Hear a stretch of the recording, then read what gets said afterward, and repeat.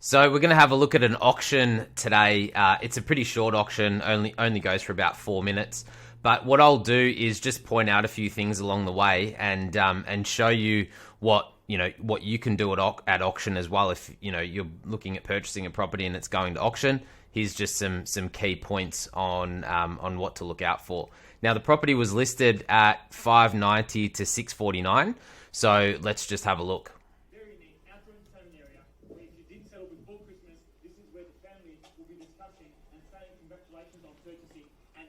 So he's.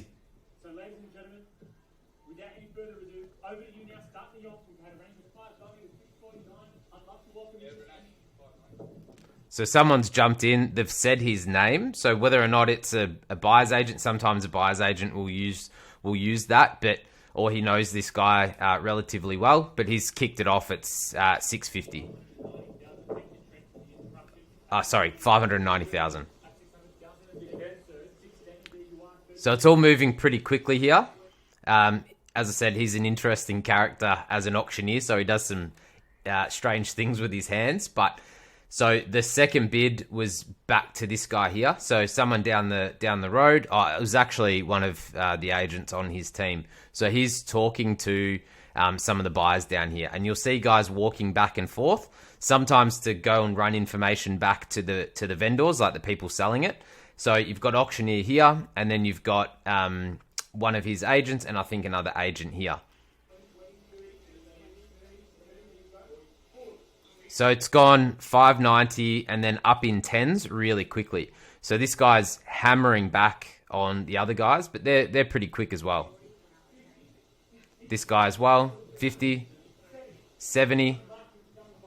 So I think he did a 20 jump there because this guy went 50 and then he's gone bang 70. So that's a 20k jump. Now that's, they call it a knockout bid. You're trying to scare people off. And this guy's a pretty big and burly bloke anyway. Like he's got some stature to him. So, we'll see what he does down the end. I don't know. It's a little bit questionable. We try to do it. We try to be professionally intimidating. So the way we dress, we put sunglasses on, we get a prime position. So we'd be up here. I would be in the view of everyone. I'll be right here. So if you were this guy, I'd take two steps forward so that everyone could see me. He's sort of tucked away here. This is his competition and these guys here. I think these guys are knocked out at this point, but let's have a look. So he's gone back again. 75 this time, so he's gone down to fives.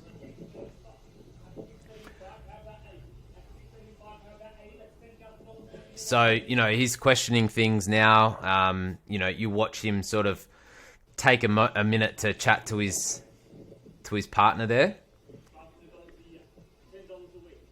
So the agent's really selling it. And why, you just got to get out to these opens. And it's actually pretty good to watch a couple of these online. They're auction reporters, no affiliation, by the way. And, they're just good to get up to speed with how auctions work. So he's selling it. You'll hear agents call it like it's as cheap as a coffee a week, in terms of the repayment. So, just go up another $1,000. Come on, go up another 5,000. So he's gone 680. He's done another $5,000 bid when this guy was in ones. Sorry, it was 675, and then he's gone up another 5, right? You'll see this guy goes 1. So he just.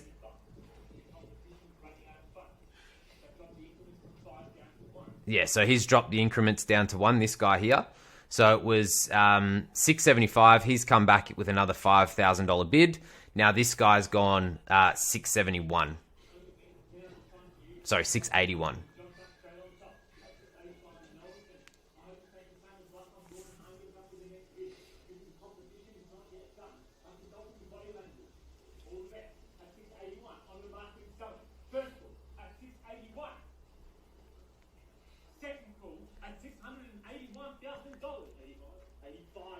So he's gone 85. I don't know if he's trying to be confident there. To me, you know, because he's just like, oh yeah, 85. So he's gone up 4. This guy was at, he was going up in ones, and now this guy's put another 4. So it's like his 20K bid before.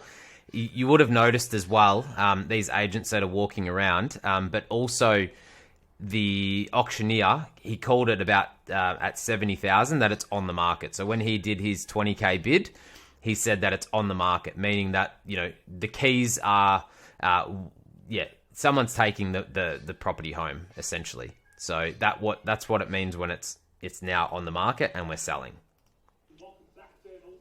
So 85.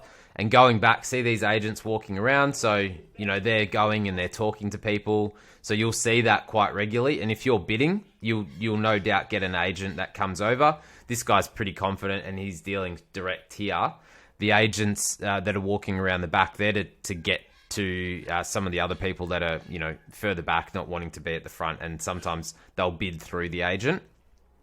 But what was happening, just to go back to this couple here, if I was him, like what I would have done differently, I would have just gone bang. Like I would have said that the 785, 685, I would have said it really quickly, where he's sort of stalling, you know, he's got his arms and like seeming like he's confident.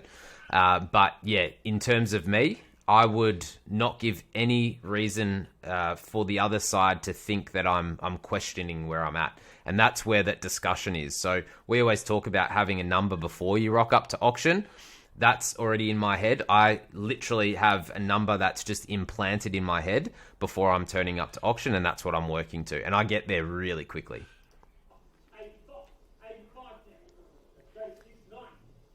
So he's trying to get him up to 90, 690. So he's gone up another 1,000. 87, so he's gone back 1. Now this is something you'll see, you'll watch this. When I'm at an auction, I'm looking at the auctioneer to say, hurry up. Like, I've put the last bid and I've been with you the whole time. You know, help me out here. Don't waste too much time with this other guy to let him think. But what this demographic do, they wait until the last second. Like, I'm surprised he's even bidding now, to be honest. But yeah, it's something to do within the Asian community. I don't know why they do it. It's just their tactic. Some of the Indian community do it as well, but they literally wait until the last second, and they could miss out. Like if you had a strict auctioneer, and most of the auctioneers know how they operate, but if he's hit his hand with the document, it's all over. And you'll just watch how close this gets.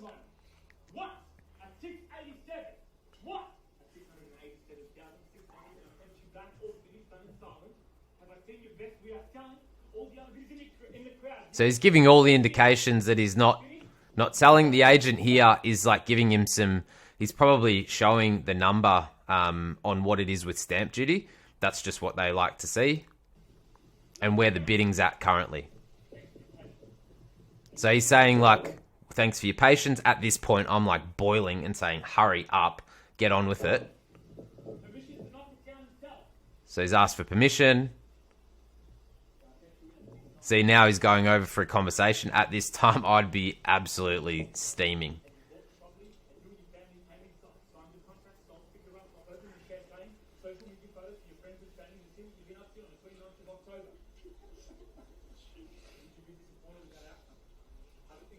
So he's a good salesman, and he pitches himself here too. So he says, if you're thinking of selling, we're the team for you, off the back of, you know, this vendor paying for his marketing.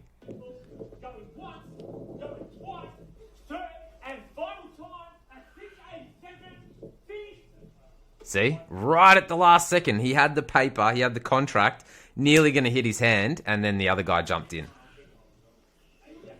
So he says 88, like he goes back, and it's down to 500 now, but he goes back at 88, and he goes, I'll be here, I'll just keep going, mate, I'll keep going if you're going to keep going. See, now he's like turned into him, and this is where I was saying it's a little bit questionable, because you can't intimidate someone. And so where I say professionally intimidate, I look at people, but I don't aggressively look at people. I just have my sunnies on and I sort of stand there in the middle. It's good to get them face to face. Like sometimes I'll turn a little bit so that they can see my face. But yeah, I'm just direct looking at the agent and not really focused on other people. So he's still trying to drag them in.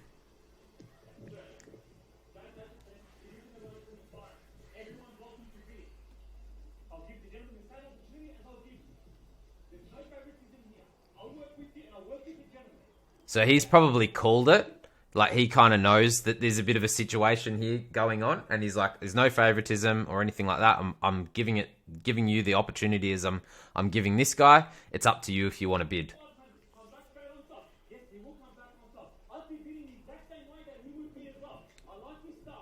So he's saying, "I like his style.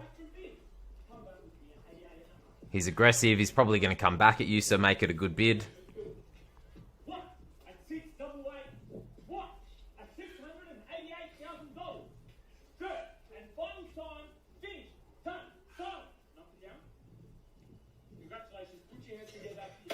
There you go. Done. So yeah, there's some pointers on it. I hope you enjoyed it, and I will see you on the next one. Bye.